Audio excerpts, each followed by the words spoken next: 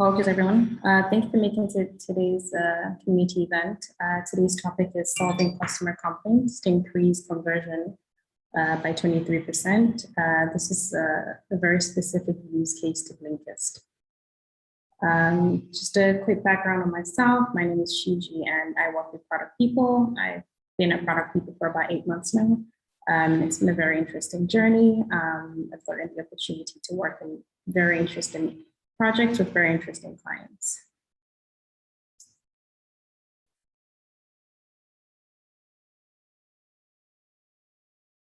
Yeah.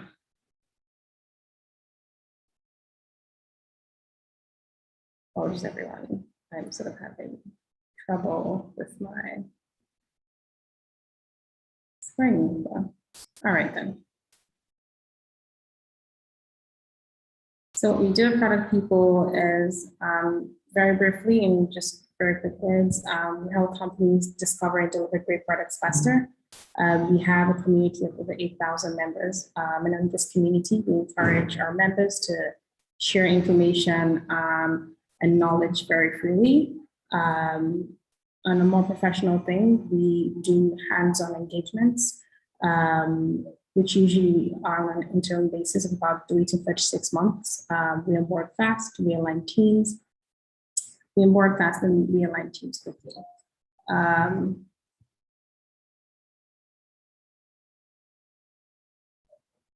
Yeah, and just a quick brief on our clients. Some of our clients, some of our more popular clients are Scout24, Tier, Zalando, Omeo. You might know some of these already, but these are just some of our more popular clients. Yeah, so before we jump deep into this sort of today's session, we thought we'd try to get to know everyone who's on this call and everyone who's joining this call a little bit better. So we've sort of come up with a poll for everyone to answer some questions. The first question is, one, in your opinion, what is the best way to start solving a customer complaint? Is it A, looking at complaints as feedback and data? Is it B, understanding the problem? C, understanding the customer? D, understanding the product? Or any other one, really?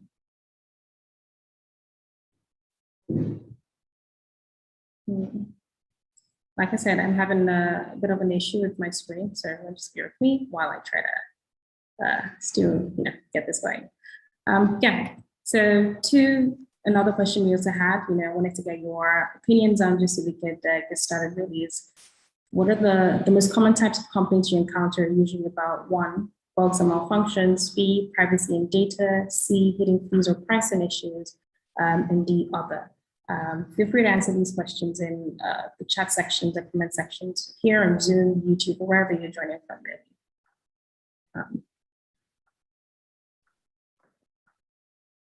Thanks, CG. I'm gonna take over for a bit just to ease on you with your screen malfunction. And so everyone, we're interested in seeing what you guys think or what you guys have to say about these questions, so we can get a little bit closer to you and get to know you. And the speaker as well, so she could know what maybe to focus on and what to explain. So I see that already people are answering here on Zoom. I think I'm gonna give some more time so that more people could participate. And I encourage people on the other platforms as well. I'm also starting to see some results. So gonna give some extra time and then we'll close it and wrap it up and hand it over to Caroline. All right, and I see some more people answering. Thanks everyone for the feedback and for the input.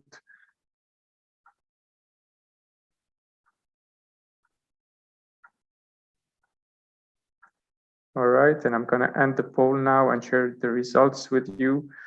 So for the first question, yeah, I mean, we do have a majority that said understanding the problem, but it's not really big majority. It's 39% of the people that answered who said that, followed closely by looking at complaints as feedback and data. So that came at 33% of the vote. And then comes understanding the customer and understanding the product with 17 and 11% respectively. For question number 2, we do have a clear winner, which is bugs and malfunctions. So 72% said that this is the most common type of complaint they encounter. Then the following one was hidden fees or pricing issues at 17%, followed by privacy and data or other 6%. But did anyone specify what that other meant? I'm not sure. I don't see anything in the chat yet. And now looking at the other platforms. So on YouTube, I've got mostly people saying C for the first question. So understanding the customer. And then, yeah, for the second question, looks like an A. A got the majority as well. So yeah, bugs and malfunctions. On LinkedIn, D and C. This is what I see right now. All right. So I guess we do have some sort of consensus on bugs and malfunctions, that's for sure. When it comes to what is the best way to start solving customer complaint, yeah, it's quite a divided audience, but let's see what we get out of that. So thanks everyone for your input. Back to you, CG. Yeah, thank you so much, Gunstar. Yeah, so glad we've been able to sort of understand the people on this call a little bit better. So today we have with us Caroline Wood. She's a product manager at Blinkist. She's going to take us through today's topic. So Caroline, over to you now. I'm going to stop sharing my screen so you can sort of, take us through. Awesome. Thanks a lot for the introduction. Thanks a lot for having me here as well. I'm really excited to be here this evening and talk about a piece of work that we did at Blinkist actually a couple of years ago. I'm going to share my screen with you now, and let's hope that the technical gods are on our side. Here we go. So once again, thanks for having us here today, and hope that you enjoy what I'm about to share and can learn something from it. So the topic that I decided to talk about is actually one of my favorite pieces of work that I've worked on during my time at Blinkist, and it's titled "How Solving Our Biggest Customer Complaints Led to a 23% Increase in Conversion Rate." As well as this being one of my favorite topics, it's actually kind of timely to talk about this because over the past few months, it's got a bit of exposure online. I'm not sure if anyone is familiar with the Growth Design blog, but they often do some kind of product case studies and actually featured this piece of work that we worked on here. I have to say, if you check out their blog about what we did, then there are a few factual errors. So today, then I can assure you that you will get the real information straight from the team that worked on this.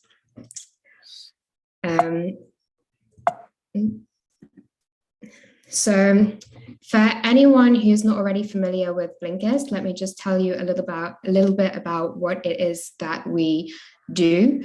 So Blinkist is actually almost 10 years old. We'll be celebrating our 10-year birthday later on this year. And if you do know us, you probably know us for offering key insights from nonfiction books. So we take nonfiction books, we distill them down to the key ideas, which we then offer in 10 to 20 minute kind of packets of information that you can either read or listen to. And that's really how Blinkist kind of got big and made a name for itself. These days, we're kind of expanding and diversifying and evolving.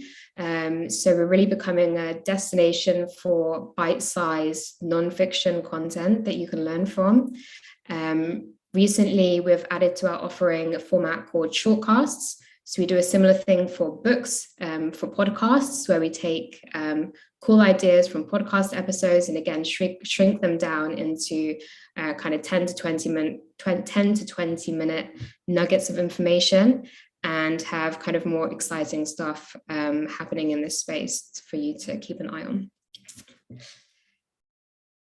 And then a little bit about myself. So yeah, my name is Caroline and I've worked at Blinkist as a product manager for the past 2.5 years, just over, actually. I am originally from the UK and live in London. Blinkist is based in Berlin, and I was previously working in Berlin and living there for 3 years. But as with a lot of companies, Blinkist has become way more remote friendly since the pandemic. So yeah, halfway through last year, then I relocated back to my home, which is London. Maybe, oh, image not loading. I started my career, interestingly, actually as a chemist, and took a very winding road into product management. I think I had around 5 or 6 different kind of professions or careers before finally making my way into product a few years ago. So if any of you are also maybe near the beginning of your product journey or looking to get into product and want to ask me questions later on around kind of my story and how I ended up here, then I'd be glad to tell you more about that. And then earlier today, I was thinking about something more interesting and insightful that I could share about myself, and thought, what better way to get an insight into a person than knowing what it is that they read. So I opened my Blinkist app, looked at my history section and looked at the last Blink that I read on Blinkist. And I'm not lying here. I promise you this is completely true. This is, this is what came up. The last book that I read on Blinkist is a book called Drunk. So interpret that as you wish. I guess the data doesn't lie, and you can make your own interpretations there. But yeah, actually, seriously, I know why I read this. It's because it was recently featured in the Blinkist newsletter, and it's actually a really fascinating history of alcohol in society and why humans have been drinking for thousands of years. So small plug, download Blinkist and check out this Blink. It's really interesting. So yeah, enough about me and Blinkist. Let's get to the main event of today and talk about our product story.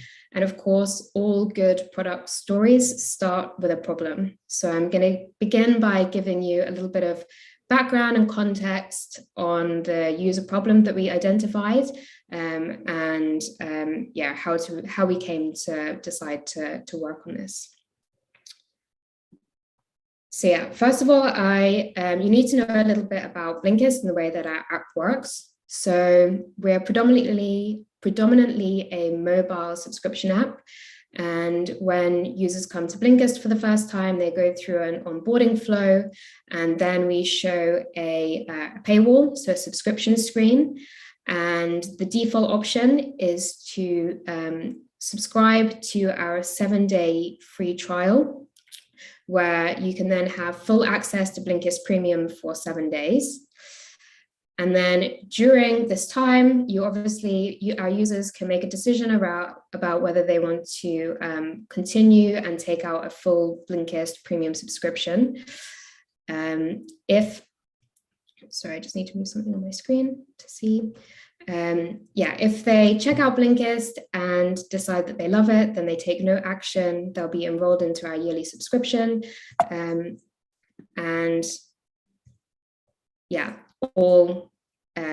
They're all happy. There's an alternative pathway. Of course, someone can choose to check out Blinkist during the trial.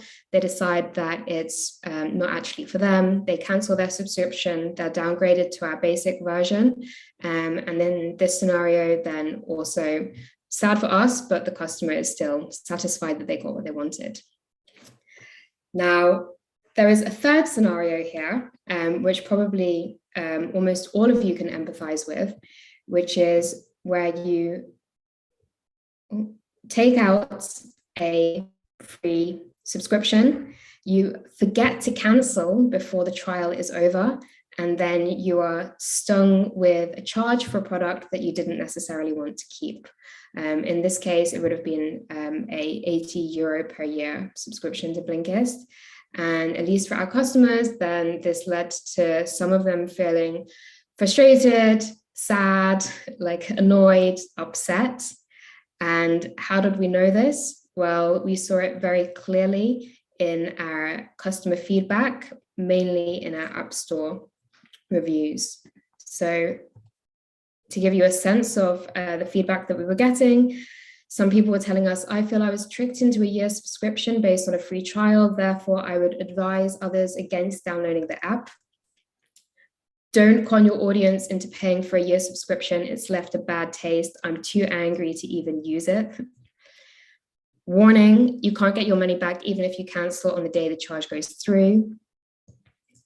And your subscription marketing is way too aggressive. I feel cheated. I can't even look neutrally at your service. And yeah, I think the examples that I chose here are not even the most strongly worded examples that I could find. So yeah, really, and rightly so, when people felt like they got charged for a product that they didn't want to keep, then they're feeling really aggravated by this. And this is a problem that, you know, we understand and want to solve ourselves. And just to really labor this was really kind of a chronic problem that we saw over time. There's a member of our team that compiles customer feedback reports for us every month, and month after month after month, then we were seeing that this was our number one source of customer complaints. As many as 40% of our detractors were reporting that this was the reason for them having a bad taste. So it was really a clear and known problem for us for some time. And actually this was really difficult for us to solve in an easy way, which would just to have been to refund people, is if you are familiar with the way that the App Store works, Apple actually processes the payment rather than us, which means that although the product is Blinkist, if someone wants a refund, they have to go to Apple to request the refund. There's nothing that we can do about it, even though we would love to. And Apple are notoriously stingy. Can I say that live here? It's notoriously hard to get a refund from Apple. So unfortunately, this was like a little bit out of our control in that sense. And yeah, we could really see that this has an impact on our NPS, on our customer satisfaction, creates negative word of mouth when people are talking about Blinkist, negative store reviews as we saw. And over time, you know, if this really damages our store reviews, then this could start to have a negative impact on the number of people installing the app and then actually subscribing to Blinkist. So with all of this in mind, it kind of seems like a very, very obvious problem for us to solve, but things were not quite that straightforward. There was quite some business risk potentially involved in addressing this problem. So if you think about the organizations that you work in, then I'm sure you can kind of empathize with this. A business is like an interconnected system, and you can't just make a radical change to one part of the business without having some impacts on the other part of the business. So for us, our kind of monthly trial subscription model is what we based our financial projections and revenue projections based off on this. So we could look at how much revenue we were making month on month from our premium monthly subscriptions, and then we were projecting forwards to kind of forecast forecast beyond that. In addition to that, then our performance marketing teams were also factoring in our monthly revenue, how much monthly revenue we were making to determine how much they could spend on performance marketing in a given month. So, you know, we kind of had some dependencies either way. And the time that we were implementing this project was started to think about this project was March 2020. And if you think back to what happened at this time, then it was, of course, the start of the COVID pandemic. It really, put all companies into a state of disruption and uncertainty. For Blinkist, it was no different. It was hard to have kind of a long-term view of what might happen in the global economy. On top of that, we knew that one of the key use cases for Blinkist was the commute. It's kind of the perfect time to listen to something that is 10 to 15 minutes long. So we were not sure how the commute disappearing because of people working from home would affect the business. So yeah, this kind of added to the added to the uncertainty, and we were really not sure whether kind of changing this really key part of our business was a sensible thing to do. So, okay, this is a cartoon. It's a little bit like exaggerated to labor the point, but maybe you can kind of imagine on one side of the company, we had our kind of customer support and feedback team, our CRM manager and the designer in our team who are really reading this customer feedback and saying, we have to do something about this. We just really need to offer a better experience here. You know, we care about our customers. We don't want people having this negative view of Blinkist. We don't care if this could cause some short-term disruption. We just really need to put our customers first. And then in other parts of the business, we kind of had the sentiment of, you know, we agree, we see that there is a problem here and we really want to address it too. There was no like debate about this, but given the time is now really the right time, you know, we need to be a little bit more conservative and a bit more cautious with the business. We don't want to do something that is kind of too risky. So yeah, we kind of had these, as I said, Blinkist is a very like friendly company. It was not like two camps against each other. It was more of a debate, but just to like illustrate, we kind of had these like two different ways of thinking about this particular problem. So with this in mind, knowing that it was a problem, but knowing that maybe there was some kind of like business risk associated with it, then our next step as a cross-functional product team was to do some more research and get more information. We'd had these kind of like anecdotal pieces of feedback from our customer feedback reports that, you know, had a clear, like loud and clear signal, but we wanted to understand the problem space even more clearly and even more deeply.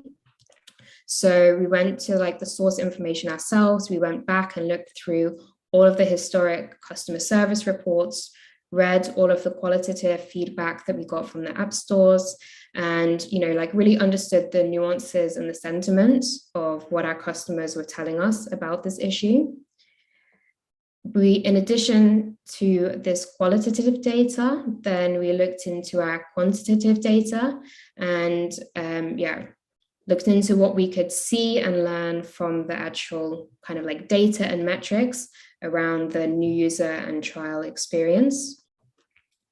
Then in addition to these two things, we ran a survey for new users coming into Blinkist and asked them questions about their experience of kind of going through the onboarding and starting the trial, what their perception of our flow was, why they decided to take out the trial in the end, why they decided to cancel, to kind of get a bit like deeper information on this part of the experience we were focusing on. And then we also spoke with our web team. So I already mentioned that Blinkist is predominantly a mobile-based product, but you can sign up on mobile or web. And we have slightly different onboarding flows, and, you know, are not always like having exactly the same onboarding experience on both platforms. The web team had done slightly different experiments to us. So we spoke to them and also, you know, understood what we could learn from their past experiments. And yeah, this was super helpful in then kind of building up like a bigger picture of what was happening in this space. And I won't share everything that we learned, but I'll just share two of the most interesting things that we discovered through doing this. The first is from our data insights. And what this graph shows is cancellation information. So of everyone that started a trial and then canceled it, this chart shows the day of their trial on which they canceled. And what you can see is that most people were canceling their trial on what we call day 0, so the same day that they subscribed to the trial. So you can kind of imagine the flow. Someone starts the trial, immediately cancel it. And our hypothesis for why this was happening is because they were scared that they might forget about it in case they didn't want it. So to kind of like de-risk, immediately cancel on day 1, and then there's no worry about that. But yeah, what this could mean for us is then maybe it creates a bit of a sense of inertia. If someone even does like Blinkist and they want to keep it, now there's a bit of a barrier to going back and actually like reactivating the subscription. So this was one interesting piece of information. And the second was from the survey insights that we got. And we learned that the top reason that people were canceling, so this really corresponded with the data, was that they were afraid of forgetting to cancel later. So some of the quotes were, I'm afraid that I'll forget to cancel and unsubscribe in time. I always forget to cancel these free trials, and I knew that I didn't want to pay for it. And in addition to people in the trial kind of canceling early on in the trial, through the survey, we also learned that there were some people who were not even starting the trial in the first place because they were so scared of like going into a trial and then forgetting to cancel. So using this data, we then ran a cross-functional workshop, which we often do at Blinkist, to kind of share all of these insights with the team and think about the problem together, and kind of had a little bit of an epiphany or an aha moment. And to explain this, I'll just go back to our user journey. So if you remember from earlier, we have our happy where someone takes out the Blinkist subscription, they want to keep their trial, they get charged for the yearly plan, and they're very happy with the service. We have the group of people that started the trial, decided Blinkist was not for them right now, but remembered to cancel in time, and they're also satisfied. The group of users that led us to this problem in the first place, the people that started the trial, didn't want to continue with their subscription, but ended up getting charged anyway and were angry and sad. But also, a fourth group of users that we hadn't really considered before, which were a group of users that may have never even started the trial in the first place because they were so scared of getting charged. They come to the app, they see that they have to put in their kind of credit card details to start the trial, and they're like put off from even testing out Blinkist for this reason. And within this group of people, we thought maybe there are actually people here that would love Blinkist if only they got the chance to experience the full premium version, and they would want to take out a full premium subscription with us, but then they never get to this point. And kind of based on this information, we came up with a solution that we thought could address both parts. So it came in, the solution kind of had two parts to it. The first part is maybe the pretty obvious and simple part. So to address the problem of for the group of users that were getting accidentally charged, then we, as soon as they opted into the trial, we gave them the option to turn on push notifications so that they could get a push reminder before their trial ended. In addition to this push reminder on day 5 of their trial, we also sent an email. So we were really communicating throughout the trial to users, hey, you're still in the Blinkist trial, don't forget about this, your trial's gonna end in 2 days' time. You're now armed with this information and can decide if you want to like unsubscribe with plenty of time. So we thought that this would be the most kind of simple and effective way of addressing this problem. Of course, this was the part that we thought could pose some short-term business risk. You know, we knew in the long run that it was like a great thing to do and we wanted to do it, but we were kind of concerned that in the short term, we might have fewer people actually like ticking over into our premium subscription, and that this could have a short-term effect on our revenue, which again, during kind of like a uncertain economic time, we were not sure how that would kind of like work for us as a business. Then we had a second part to our solution where we thought, okay, how might we encourage more users to opt into the trial in the first place? And really being so transparent through the trial and reminding people that they were in the trial before it ended, we could share this information with users before the point of subscription. and really kind of alleviate this anxiety, let people know we have your back. You know, if you take out the Blinkist subscription, you're not going to be stung with an unexpected charge. We're going to remind you about it. And by kind of reassuring our customers that we weren't out to con them or scam them or like have like a cheap hack to get the money, maybe more people would come and join us, come and check out Blinkist in the first place. Okay, so time for, and just one last thing before we get to the results. We kind of thought that by pairing these two things together, we might have kind of like a balancing act. So by sending the trial reminder, we thought that this might have a negative effect on short-term revenue, but then by potentially getting more people to opt into the Blinkist trial in the first place, then this might kind of counterbalance this effect. So overall, then the business impact would kind of be balanced, and there would be no change to our revenue metrics, but we would have the benefit of increasing customer satisfaction and lowering our customer complaints, which was kind of our primary goal that we set out to achieve here. So that's kind of how we were kind of pitching it and de-risking it.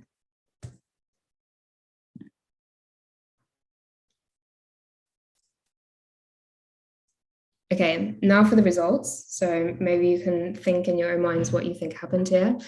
We ran this as an A/B test. So 50% of our users received no reminder before their trial ended. 50% of our users were invited to receive a push notification reminder and also an email reminder.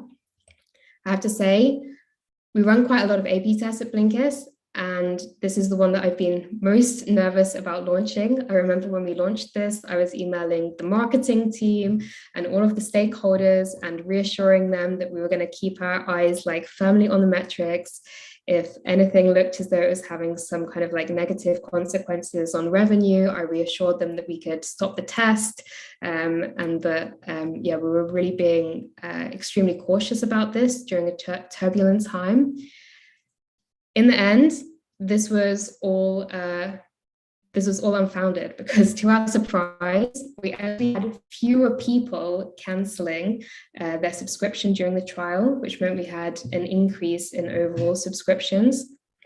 Honestly, this was like, one of the most surprising test results that I've ever seen. I was fully expecting a drop, and the question in my head was just how much the drop would be. But after we saw this data and kind of tried to understand what was happening here, we had a couple of hypotheses. One was that because people were reminded about Blinkist through these notifications, it actually just triggered them to come back to the app, and they remembered to use it. And when they used it and took a look around, they thought, actually, this is pretty cool. I would actually like to keep this. We often liken Blinkist to kind of like a gym membership. You know, it's not like addictive social media or like Netflix that you can just kind of like easily do in the background without any mental effort. You really have to like use your brain and engage a little bit with Blinkist. So sometimes these like triggers to actually come back and like remember to engage with the product is a positive thing that our users appreciate and actually want. And another potential reason is just by offering this, we kind of built trust with our customers. And, you know, if they felt kind of supported and like they could trust the brand, maybe this created a better perception overall, and also like contributed to their decision to stay and subscribe. So already with this part of the solution, we had kind of a small win. And then we went on and ran a second test, so a second A/B test. Here, then the control group were already receiving the reminder. So once we saw that was working, we just shipped it as the default right away. So then we just tested the reminder with the old subscription screen on the left-hand side versus getting the reminder in addition to this new subscription screen, where we really laid out the terms of the trial up front. And when we implemented this, then we saw that our our trial sign-up rate increased by 23%, which is pretty huge. You know, if anyone else here works on kind of conversion and onboarding, then you know that it's a really critical and influential part of the user experience, and small changes to this part of the flow can have a really meaningful effect on the business. So we're always working on this. Uplifts of 5 to 10% are meaningful and celebrated. So when we saw that we had a 23% uplift from this subscription screen, then it was one of our biggest kind of onboarding and conversion wins for quite some time. So yeah, internally, then this was obviously a really good win for Blinkist, and we were pretty like proud and excited of what we did here. And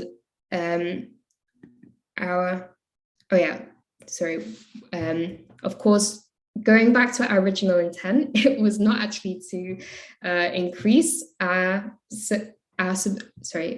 original intent of this project was not to go out and increase our like conversion rates. Our original intent was just to decrease our customer complaints. This was a bit more of a lagging indicator for us, so it took some months for the App Store reviews to kind of, you know, like catch up and for us to really see the effect that it had. But after about 6 months or so, then we saw that we had decreased our customer complaints relating to subscription by 55%. And the quotes here are not directly from the App Store reviews, but now when we did kind of user testing around this part of the experience, we heard from customers the sentiment, I like that you offer a reminder. It reminds me that you're holding my hand. A lot of the time when there's a trial, it's up to the customer to remember. I like that you explain it. And the second one here is really nice. It makes me feel like you're not trying to steal my money or be deceptive. So yeah, it's really cool if you contrast these quotes to the quotes that I shared earlier around how people felt when they were kind of like trapped into a subscription. Then just from this actually relatively simple and small change to the setup, it really had like an enormous effect on the way that people viewed Blinkist and the subscription setup. So yeah, since this worked so well for us, then the designer on our team, JC, has actually a bit of a Twitter following, and she decided to write a blog explaining what we did, which is linked here. I can share the slides after so you can check that out. But yeah, she shared the blog post around, and it kind of hit a chord with some other apps. And over time, we heard of a couple of other people trying it out and also having similar success to we did. And yeah, then it kind of seemed for a while that every other week, then we were hearing of new apps trying exactly the same kind of like model and subscription screen, and also having great success with it. I think our head of product at Blinkist is often speaking with different apps, and yeah, she would always come back from calls saying, Runtastic have tried this and it's working for them, and Duolingo are going to try it and it's also worked for them. So yeah, it was an amazing feeling for the team to know that this did not just work for Blinkist customers, but it was also helping other people to kind of feel supported in trying out all different kinds of mobile apps from different industries and find products that they loved and then ultimately decided to subscribe to. So yeah, that was a great feeling for the team.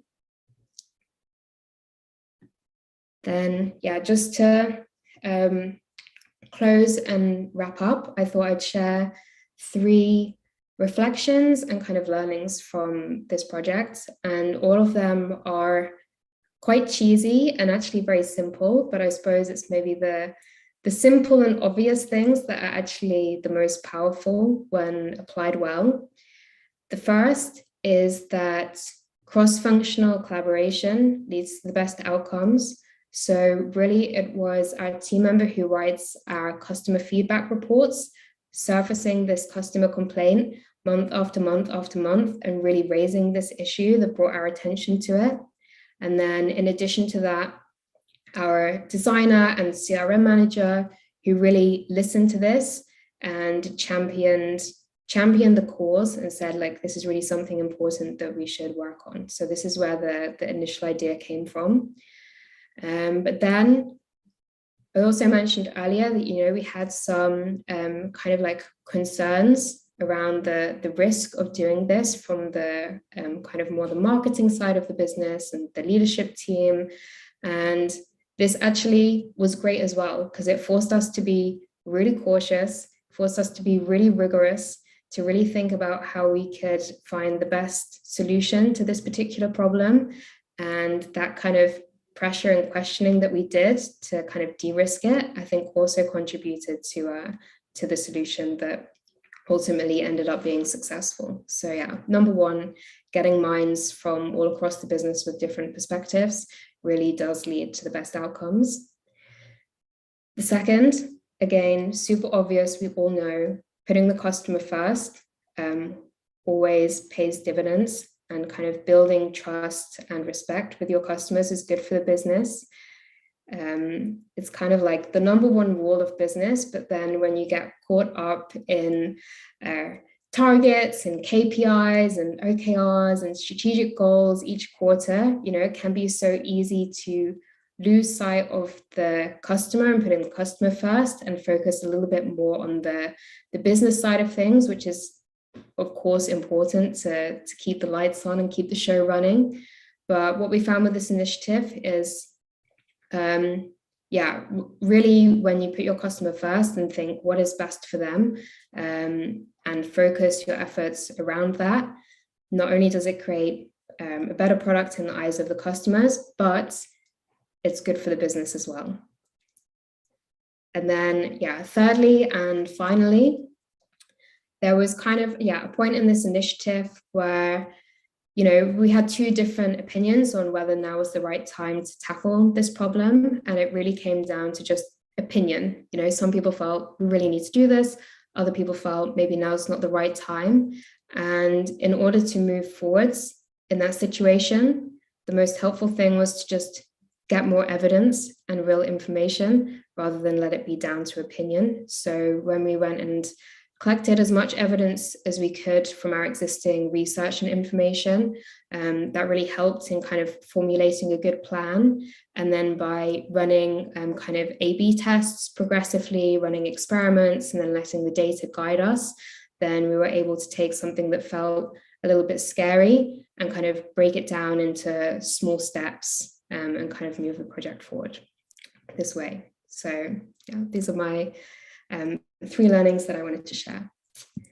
So all that's left to say is thank you so much for listening. I hope that you enjoyed this little product story and learned something, and I'll be happy to take questions on this initiative, my experience working in products, or anything else that you have relating to Blinkist.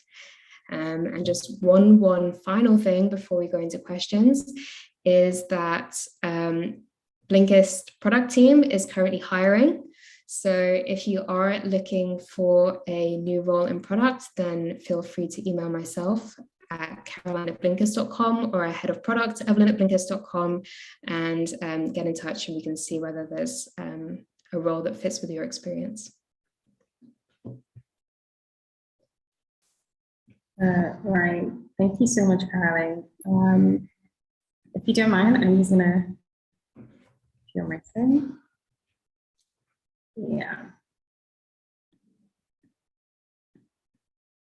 So thank you so much. That was really insightful, and I think all of our listeners really enjoyed it. We have so many questions already lined up in the comment section. But now we're going to move into our Q&A session. So if everyone who's listened has questions, that they want to ask, Caroline, feel free to drop those questions in our comments or in the chat section, and then we'll get to those questions early then. But in the meantime, while you are sort of formulating your questions and putting together your thoughts, here are a few use cases in which product people is most effective. So typically we're most effective in the following scenarios. If, for example, your company's just got funding and you need to grow your team, the product team by 1 to 5 PMs. We're usually most effective in that scenario. If your PM has been on parental leave for 3 to 12 months, we're also most effective in that scenario. If your PM is leaving or left your company and hiring will take about 2 to 9 months, we're also effective in that scenario. If you have a temporary initiative that is important and urgent, we're also effective in that scenario. If you'd like someone to appraise the product and the processes, this is something that Product People has done, multiple times in the past. We've also received a lot of positive feedback from our clients. Just here's a quick example of some of the feedback we've received in the past. Despite leaving the company soon and having had close to zero interaction with you directly, I'd like to share this feedback. So some of our clients feel they were within a, they were able to bring up quite a bit of momentum when we joined the company. Some of our clients have expressed that they're very impressed with how we've learned really fast and how much domain expertise we have. So this is just some of the feedback we've gotten in the past. And then Product People is also a fully remote team, which helps us to remain very diverse.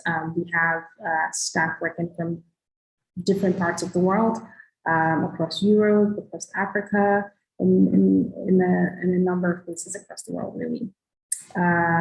We're also currently hiring, so if you're interested in taking on sort of like a new experience, a new challenge, feel free to send us your resume at productpeople@join.com. Thank you so much, everyone. We're going to go ahead and dive into the Q&A sessions. I think we already have quite a few questions here, actually, in the chat section. And so do you want to take those questions? Yeah, let's take a few ones from here, and then I'll start reading some from the other platforms. We've also got quite a few coming in. So I remember people asking at the very beginning, so why wasn't it solved earlier, and why to keep the problem for a month? I think obviously everyone is pretty concerned when there's a subscription and a payment involved. And I think what Danielle and Isami were trying to ask is like, how long did it really take, and why did it take that long for you to be able to solve that? I think you covered part of it in the presentation, but if you want to elaborate a little more on that. Yeah, really, it is as simple as the reasons that I shared in the presentation. This was also, I guess one other factor which is maybe worth kind of mentioning as well is we obviously have a kind of strategic directions and strategic initiatives that we have in place for the company each year, and we want to be focused on working towards those as well.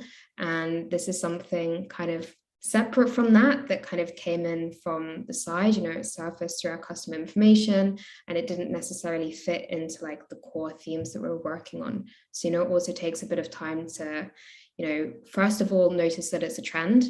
If like, okay, this is really a chronic problem, it's been happening for some months and it's not going away now. We kind of like needed some time to see that. And then secondly, kind of making the case for working on it, and figuring out how to divide our limited resources between other things that we saw as a priority, this that we knew was a problem, but weren't quite sure like the effect that it would have on the business in the short term. All right, thank you. Now looking a little bit into YouTube. So first of all, there's a lot of very nice feedback getting to you, a lot of thanks, a lot of good stuff. Priyanka says, I'd love to hear more about your story. I think she mentioned that earlier in the talk, so about your path. I hope she connects with you and gets that story. Then we have a question from Sylvie. She asks, when was it clear for you and your team that you will offer two solutions? So really, I think it was once we compiled this additional information and the penny dropped that there was like anxiety around even starting the trial in the first place. Like once this piece of information fell into place, then this solution kind of like emerged as the top favorite. So I said that we did a workshop, and normally in our workshops, then we kind of lay out all of the data, come up with some different solution ideas, and then we'll do kind of dot voting on which solution we like the sound of best. Sometimes we're a bit divided. Maybe there's like 2 or 3 different solutions that people kind of vote for, and we would experiment with all of them before deciding which one to proceed with. But in this case, then it was kind of a unanimous decision with the team. We were like, yeah, offering reminders definitely makes sense. If this subscription screen can also help as well, then it's a really kind of neat and elegant solution. So for us, it was kind of a no-brainer to try this first. Some of the more radical things were to, like, for example, not have a trial at all, just like remove the free trial. Maybe you can have 7 free days of Blinkist without needing to actually, like put your credit card details in and opt into this auto enroll scheme.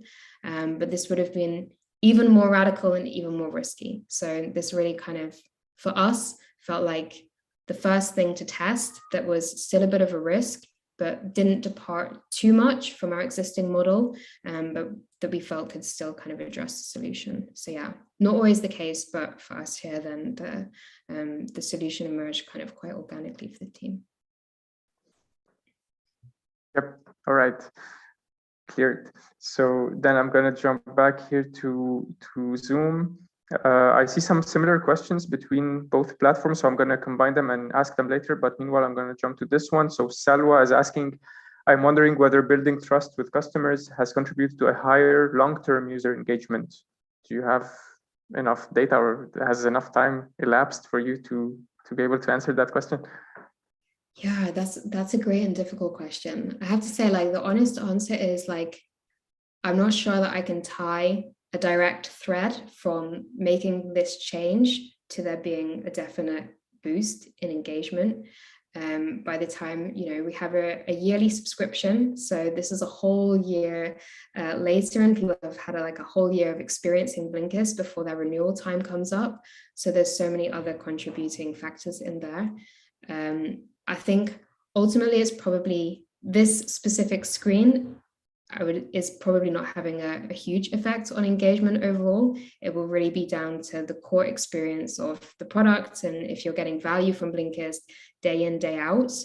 But having said that, I think the overall brand perception and feeling towards a brand definitely matters. So this particular solution, combined with a whole bunch of other things that we do, our kind of tone of voice, through our copy, the way that we kind of interact with customers at like every point of their user journey, and kind of build up that trust and respect over many, many touch points.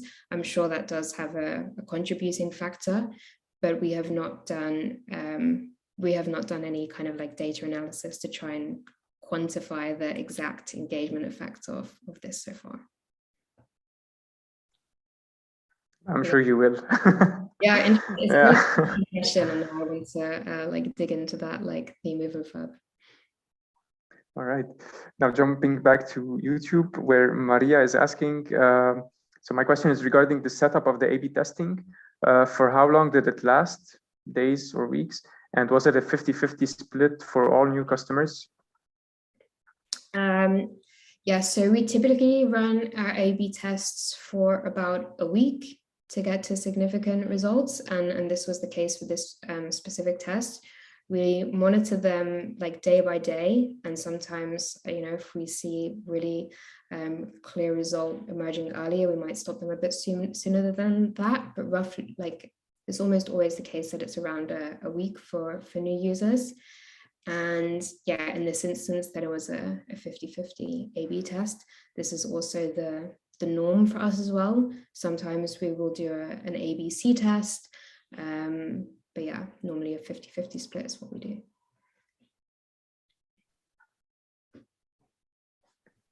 Okay, thanks. Then jumping to another one from YouTube as well.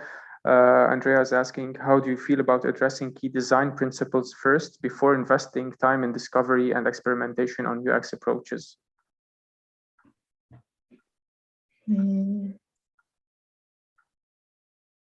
I'm not sure, maybe would it be possible to get some more clarification on like what is meant by this question at all? I don't know if there's a chance to have All right, so Andrea, if you want to rephrase or retype it, please feel free to do so. And so meanwhile, let's jump back here. Hamada is asking, how were you able to convince the senior stakeholders in light of the business risk you highlighted? And how did they respond to the other solution to mitigate the risk?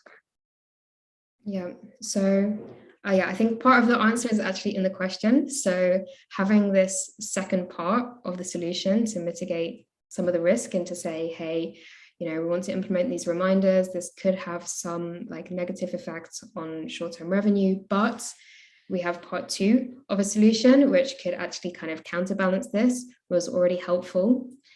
But then beyond that, then just being like very, very like transparent and clear about what we wanted to do and the steps that we wanted to take, and really communicating a kind of every step of the journey, saying exactly you know, what we plan to do with the A/B test, making it very, very clear how it would work, having the results available on a dashboard and say, look, if you want to look at the data with your own eyes as the test is running, this is where you can go. And, you know, also saying that we were monitoring it day by day, providing updates. So really just like reassuring the team that we weren't just going to start an experiment, forget about it, and then suddenly there's some kind of like negative consequences on the business. But like day by day, we were monitoring it, and we always had the opportunity to pull back if we needed to. But really, like, yeah, I think the number one thing is just kind of communication and being like very, very clear about our plan, what we wanted to do, and like communicating all of the way. Okay, thanks for that. Taking another one from YouTube as well. So Pranit is asking, I'm curious to know why Blinkist has chosen yearly but not monthly or quarterly subscriptions after the complaints. Is it about revenue? Yeah, so we're always testing, and yearly like seems to work better for most people. You know, if we do offer a monthly subscription that people can opt for, but when we pitch like the two against each other, then for like customers and for the business, then either offering a yearly subscription is always the option that just kind of worked out best. So. Okay, I hope that answers your question, Pranit. Rizwan asks, how much does A/B test contributed to the overall team motivation for further A/B testing? So the question here, how much does... So did it contribute to the overall team motivation for further testing, further A/B testing? Is the team now more inclined or motivated to conduct more A/B tests? I see. Oh, so like Blink, we have like a long love of A/B testing before this test. So we were already really into A/B testing the conversion flow. Over like many years, we've done a lot of A/B tests to kind of change and iterate and optimize the flow, and continued after. So I wouldn't say that this was a kind of inflection point that really changed the way that we test on the onboarding flow, but we already had that methodology in place beforehand and continue to use it on this part of the experience.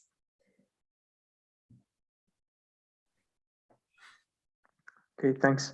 Then we go back to a question on YouTube from YG. So did you A/B test different results for those days for those day 0 to day 7? And what is the optimal time frame to notify users via notification? I think that was also mentioned partially in the presentation, but if you want to elaborate a little more. The A/B test is just, as I explained it, 50-50 A/B test for 7 days, and that's what we did. You know, following this, we actually have like further optimized the screen since. So The screen looks actually a little bit different to what I shared now. We didn't stop there. We kept kind of like iterating even on that subscription screen, and found by adding another module that had made it really clear like exactly how to cancel the trial with like specific instructions, led to like another little uplift. But for just the first test that I explained, then the setup was as described. And then can you just repeat the second part of the question again? Yes, sure. So then, was it the optimal time frame to notify users via notification? So, I mean, 0 to 7 days. Yeah, I don't think that we actually ever experimented with this. We kind of felt like day 5 made sense. So it was kind of gave enough time before the end of the trial to actually see it and respond to it, but was not so early in the experience that it was kind of too premature. So for us, it just felt like a natural time to send it. We also took into account the fact that during this first 7 days, we have a number of different touch points with our users through CRM, like other forms of onboarding information and kind of introductory emails and messages to the product. So it was also the CRM team thinking about the flow and the communications that someone was getting through the 7 days, and fitting the notification communication into that, so it made sense as a narrative.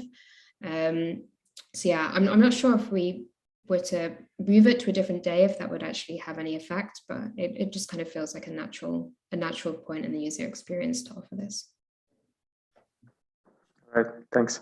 So I think we have just 2 more questions to end it, because we're going to be mindful of the time. So how do you mitigate day 0 cancellations? And have you tried providing incentives to those who canceled that early, right after starting the trial? Yeah, so actually, like, the solution is kind of one way of helping to mitigate it. I actually don't have the data on how this has kind of like changed the day 0 cancellations right now, but by reassuring people that they'll get a reminder means that you don't have to worry so much about upfront that you might forget, which then can like lower the number of people opting out on day 0. So yeah, actually this solution was kind of a contributing factor to that. I think you will always have people that do this. For some people, every single time they opt into a free trial, then it's just like their like default reaction to immediately like cancel straight away. So yeah, there's always going to be a group of users that do that. And the best thing that we can do in that scenario is just make sure that they have an awesome experience with the product during that 7 days, so that they love it so much that they, then go to the effort to resubscribe and opt back in. Yep. All right. And then, okay, I see one extra question has come in through Zoom, but before that, so the actual final question that was asked on both platforms is about the transition, or how you landed your role in PM, given your story, I guess. And I kept it for the last because one of them is Simon. He's saying that he's an account manager working in a Berlin-based performance marketing agency and looking for his first product role. And here on Zoom, it was, I lost it. It was Danielle who was asking, can you give more insights how from an entrepreneur experience you landed to a PM role? So, so if you have any tips or advice concerning this transition for these 2 people. Of course, I'll try to keep it brief in the interest of time, but if anyone wants to email me after and have a chat, then more than happy to answer some questions via email or have like a coffee chat via Zoom. But short story, I had some entrepreneurial experience. I did some business development roles in startups, spent a bit of time working with an early stage VC fund. So what I did know is that I loved working with startups and fast-paced companies. It wasn't until like quite some years into my career that I actually discovered the role of a product manager and learned about what it was and what it involved. And as soon as I discovered it, then I thought, okay, this is a great fit for someone like me who's interested in a lot of things, like more of a generalist and likes being involved in different aspects of the business, and also a kind of fast-paced environment. So like once I discovered what the role was all about, then I kind of felt like it would be a fit and something that I would enjoy. By this point, I was, I think, like 28 or 29, so like still quite some years in my career and not in a company where there were product roles at the time, and kind of wondering how to get into this space. And with Blinkist, actually, I started within Blinkist as an intern 2.5 years ago. And that felt like quite a scary decision at the time, actually, at the age of 29, to kind of go back and start as an intern somewhere. But what I chose in a company and what I was looking for were great people to learn from and a great and supportive culture. And yeah, based on the work that I shared and the opportunities that I've had at Blinkist, then this for sure has like paid off making that decision. So my advice would be to look for a company exactly like Blinkist, with like a great and supportive culture and with talented people who you can learn from. And don't be scared to kind of take a step back and start from the bottom, and then kind of like layer up your skills as time goes by. So that's all I'll say for now, but yeah, please do feel free to reach out. I'm happy to chat more. So I think we're going to squeeze in this last question because I think we can answer it rather quickly. Are you thinking to add a communication also on the last day of free subscription to have an even bigger complaint drop? We have not considered doing that. I think we had like positive results from doing this, both on the subscription, and we're quite, we have not eradicated all of our complaints, but they are much lower. I think there's a careful balance also between being communicative and transparent and fair, and overdoing it. We send a push notification and an email. We don't want all of our communications to our users to just be focused around this, so it's kind of hitting the sweet spot of just the right amount of information. Makes sense. Thanks a lot, Caroline. Thank you for your time, and thanks everyone for attending and for the interesting questions. I think it's time to wrap it up. We just want to remind you that you can join us on the next event by checking our meetup page. I'll be sharing a quick message with the links and everything. So thanks again. CG, if you want to take it over with the last few words. Sure, yeah. So thank you so much, Caroline. I think this was really insightful. We've got so many questions and everyone seems very engaged. I had a few questions myself, but turns out in the middle of the Q&A, you got to them. So thank you very much.